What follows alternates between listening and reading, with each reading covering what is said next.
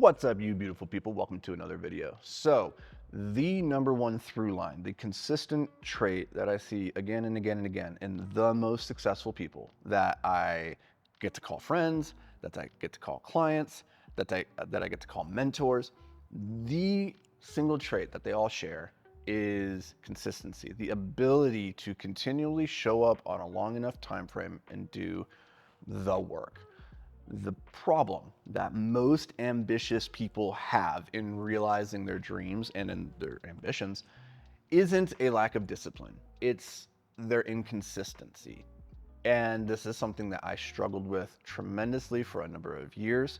It's something that I see a lot of my students struggling with.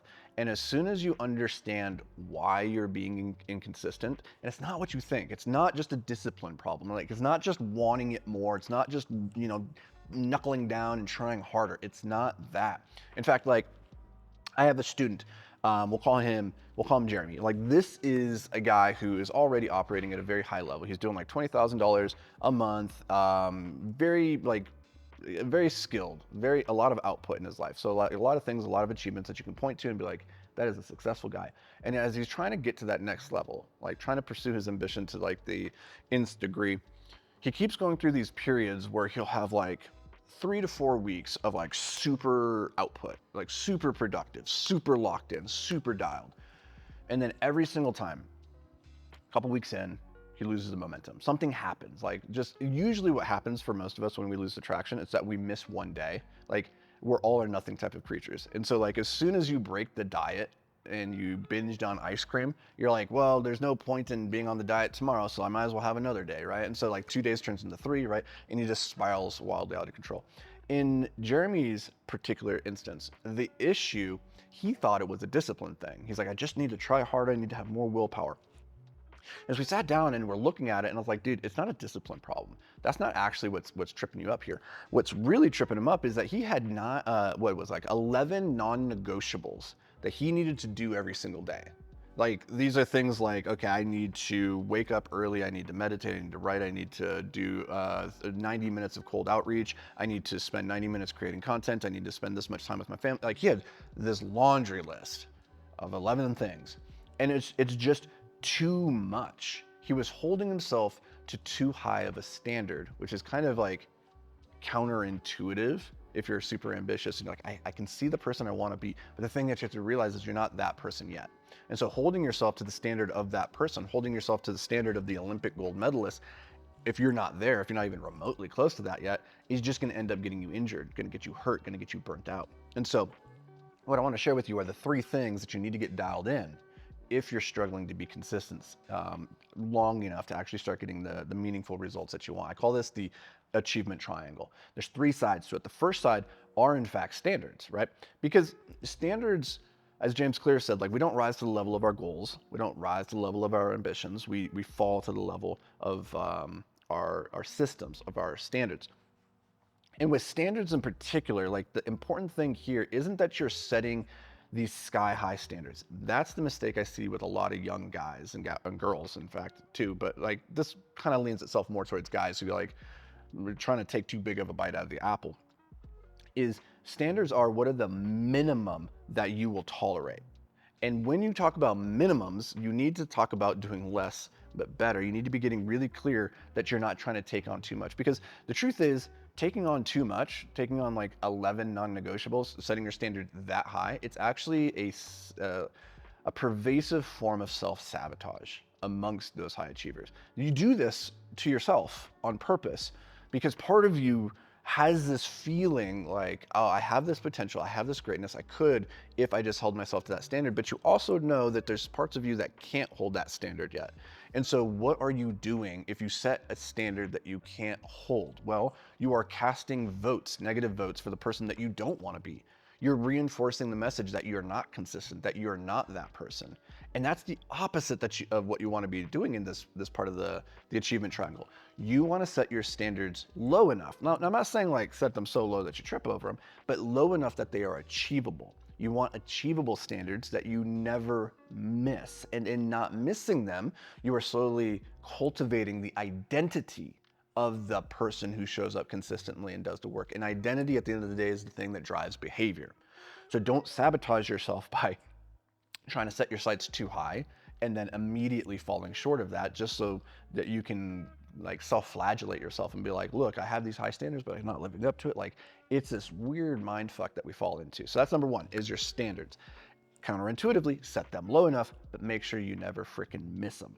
Number two are your systems. Again, with the James Clear example, like, it's not the goals, it's the systems that you execute. The number one system for being consistent, at least for me, has been environment design. Before everything else, before you think about trying harder or willpower, or discipline, any of that thing, any of that stuff, think about designing your environment in a way that it makes it harder to not do the thing you want to do than it does to do the thing. Okay, let me repeat that. Make it harder to not do the thing that you want to do than it is to do it. So let's take the example of, if you want to stop eating ice cream, don't keep ice cream in the fridge. Make it really hard to get ice cream, right? And the reverse of that, if you want to eat healthier, fill your fridge with healthy foods. Put apples and put fruits out everywhere. Put them on the countertop, put them next to your bed, like, so you're constantly seeing them and encouraged just to grab it. So it's the easier thing. If you want to get in the habit of brushing your teeth more, put a toothbrush in your bathroom, put it on your nightstand, put it in your car, put it on your keyboard. Like, put it everywhere so that's easier just to do the thing than it is to not do the thing. And at the end of the day, like, if you do that, that's like 99% of being consistent is just making it easy to do the thing that you say you want to do. No discipline's required, right?